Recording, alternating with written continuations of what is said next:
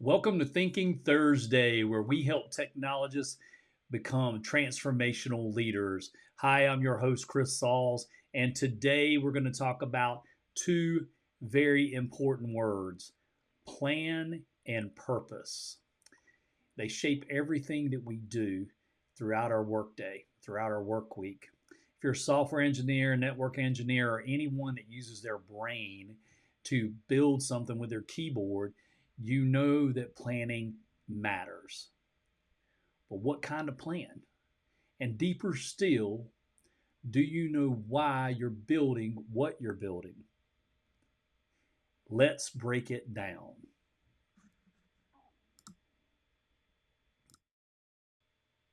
Most people think a plan is a blueprint, a rigid script, but in technology, that's a fast way to fall behind. You need a plan that is a living framework, something that adapts, not just instructs. So I want to give you a new way to look at plan and an acronym you can remember. Plan. P. P is for prepare. Anticipate change, stack your skills, build margins. So when I think about this in a plan, when I think about this part about building margins, I think about the agile planning process when we're starting out and we're getting ready to do a block and we're thinking about, how do we stack everything for the week, but not only for the, 1 week, 2 weeks, 3 weeks, 4 weeks, all the way to the sixth week, and or if you're going longer. But in those sprints, if you're doing 1 week sprints, I know a lot of people do 2 week sprints. So if you're doing that, doesn't matter if you're looking at whatever your time scale is making sure that you build in a bit of margin for your final deliverables based on the conditions that are within your environment. And those conditions could be that you have things that come in from customers that have to be managed. You have incidents, or you potentially have any type of scheduled outages coming up. Any type of thing that's going on in a business that could affect the way you deliver. L is for logic. Good plans are grounded in systems thinking, not vibes. When I think about this, the grounding in the logic is when you look at it and you're looking at your plan, it needs to be logical, that it needs to follow a flow. Obviously, if you've got something that's dependent and the first thing has to be built first, then whoever's got that task, they've got to get theirs done before someone else can get theirs. And dependencies oftentimes can drive the flow of the plan. And that is the reason why it's critical to make sure that all of this is written down in a logical order. Analyze. A is for analyze. What's working, what's lagging, and where's the signal? And when we say where's the signal, where are we going to look at, again, these interruptions that could come in, that could disrupt the plan, that could change the flow, anything like that. But when you're doing that analysis, you can't put everything in there. You can't put every plan for every bad condition. You've got to think about, you just got to have a little bit of margin in there for it and then account for it as you go. But you do want to do the analysis inside your plan. You've looked at your logic. Now you're looking at your analysis and saying, okay, yes, this all lines up. And if these things complete in the order that they should, and that what can we do this parallel? Have we looked at everything? Have we analyzed what can be done in parallel? Those types of things. N is for now. This really gets into the plan is meant for today. It is a right now by the numbers thing. So the N is for now, and what it means really is that this plan is solid on day one, but once it comes in contact with the next day, the next business day, the next sprint, things could change. And that is where the plan needs to be adaptable and flexible so that it can be adapted to the conditions that are going on in the fast-paced technology world.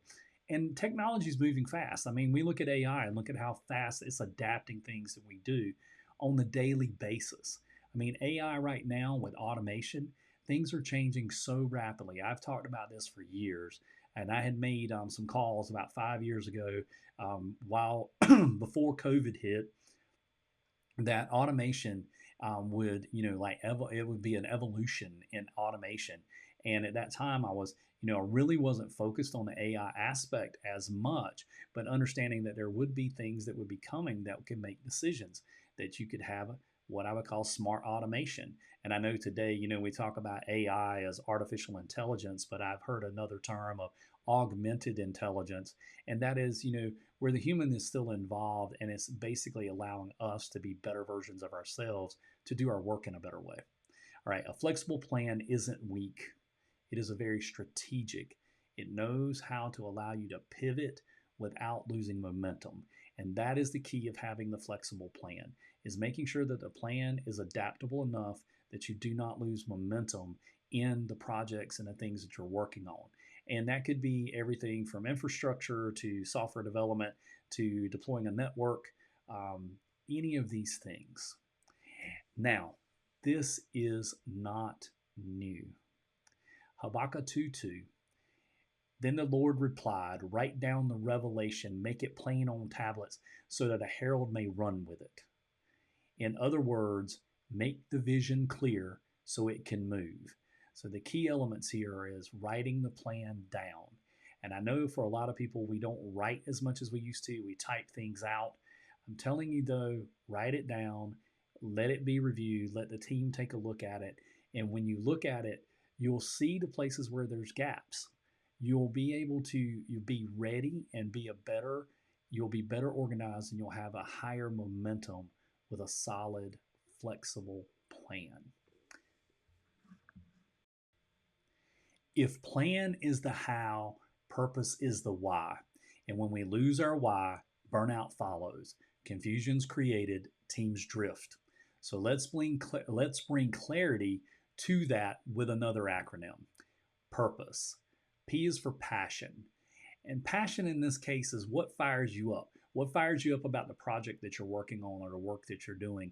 And where is it working inside your strengths? And this is really where having a team, look at people's strengths and have them work in their strengths. The ideal situation, and ideal is never actually has not come to fruition. And this is not about having a complete high performing team of unicorns. But in the passion part of it is who on the team, they have strengths in this area, someone else has strengths in this area. Their strengths combined cover each other's weaknesses. All right, understanding. U is for understanding. Who benefits from your work? When we're doing work, it is important that we understand who are we doing the work for. Sometimes we're doing it for ourselves, but at the end, someone else is impacted. And that could be everybody from our end user for a client or a customer, or our customer could be someone internal. It could be another team that uses our services. You could have developed a service for delivering a particular dashboard or delivering information on a regular basis about the status of something. It could be that you have something bigger than that. But those are the things that I think about when we're doing that. Understanding who benefits from your work. Responsibility. You've been given gifts. Use them. And how are you using them daily? Use your gifts. Most of us in technology have developed a set of skills over time, or we've started out somewhere, and there's something that we're talented at, whether we're walking in the door and it's our first day on the job, or we've been there for 20 years, been there for 30 years. There are things that we're gifted at. I can remember working with an engineer one time. He was gifted at bug fixing. Seems crazy to say, but he just understood the systems and had been around so long. He'd been there when the code was originally developed. So a lot of times when bugs would come in from the field, he was just talented at understanding how to fix them. He was also the first guy I ever saw read binary off of a piece of paper. Anyway, persistence, P. Stick with it, especially when it's tough. When I think about persistence and I think about this aspect, I think about problems I've run up against. It doesn't matter whether it's managing a team and trying to keep them on track with the various things or priorities shifting, but being persistent. Because when it's tough, that is when persistence has to pay off.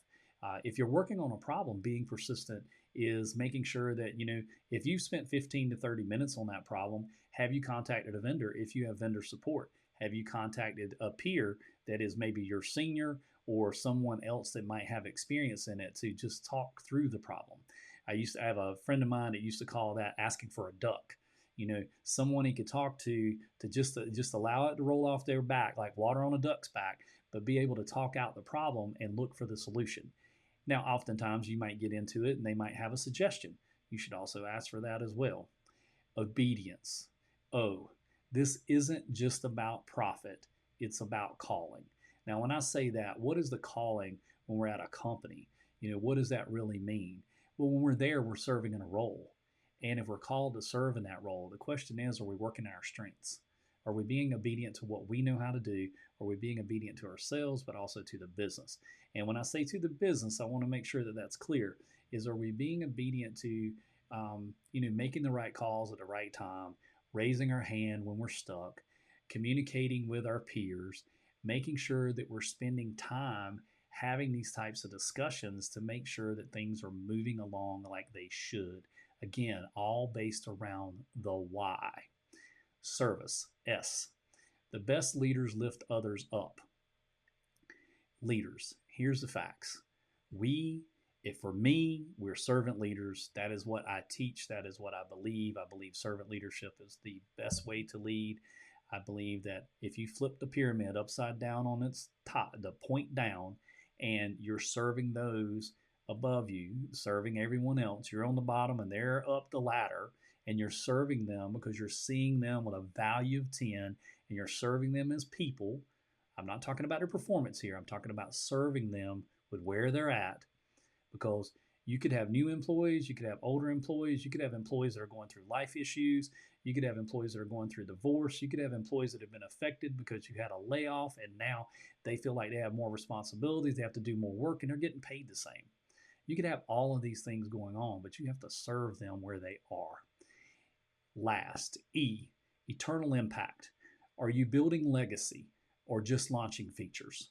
Now, when I say that, we know that we're looking to modernize applications, because this is not talking about legacy as in legacy applications.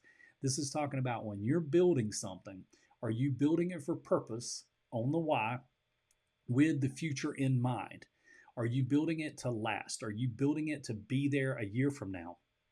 Are you building it to support your customers for ever how long this product is alive? Are you building it for ever how long the system's going to be alive? And I'm going to use a quick story here. One of my mentors in the past, I've been building an automated framework and an automated system for roughly, we've been working on a project for about 3 years. We've done about 6 releases. And I get this message from a customer that says, hey, we really want this feature and we're wondering if you guys can get this in. And as it came in and I'm looking at the feature, I'm going, okay, yeah, we can do that, but we're going to have to add some code. There's some things I've never tested this, so I don't know. And I'm sure there's a way to do it, but it's going to take a few. It's going to take it's probably take a couple of sprints to at least review it, figure out how to fit it in. But I thought for a second, I said, let me ask the original designer, which was my mentor. He was the lead developer when I had come on, and then I had taken that role on from him. And when I went over and talked to him, he's like, oh, yeah. He says, I built that into the configuration. Just add that line to the configuration file, and that feature will become available.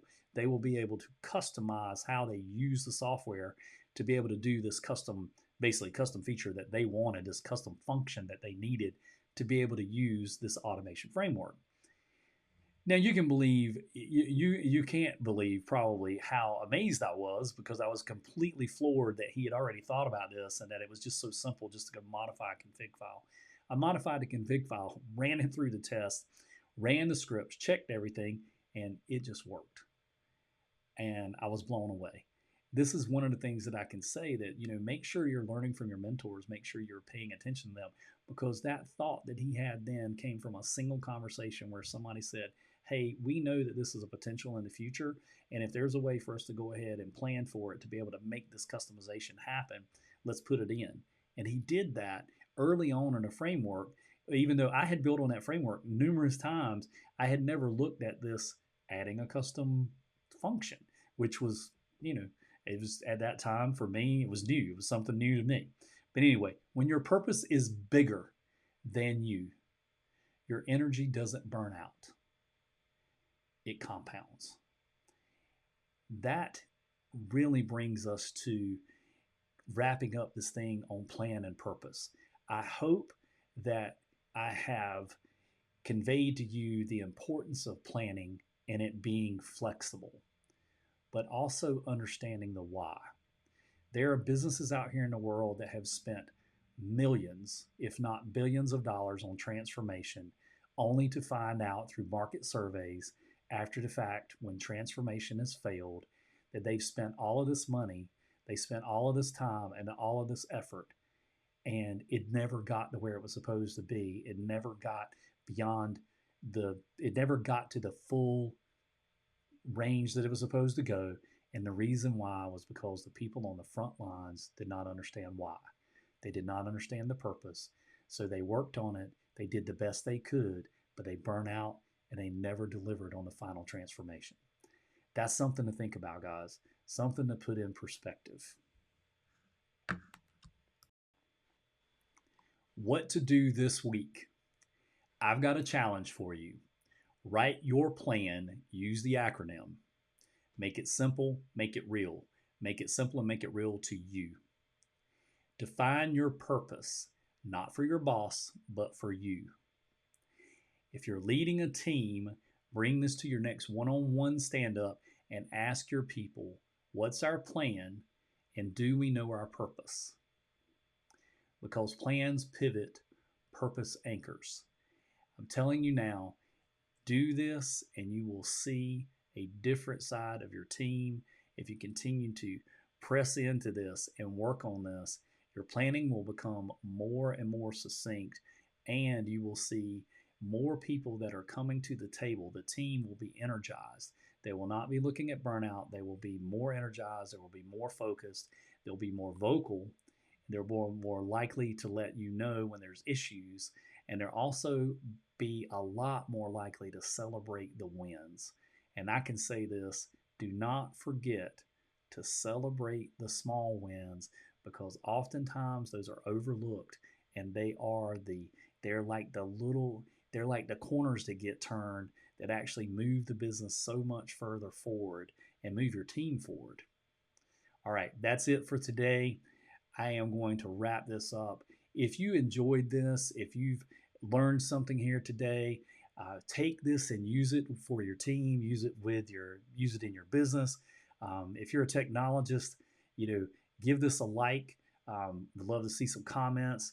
The other part is, if you really enjoyed it and you're into this, I'll be doing these each week on Thursdays. Just do a subscribe and like it, and we'll see you next week with Thinking Thursday and the next topic.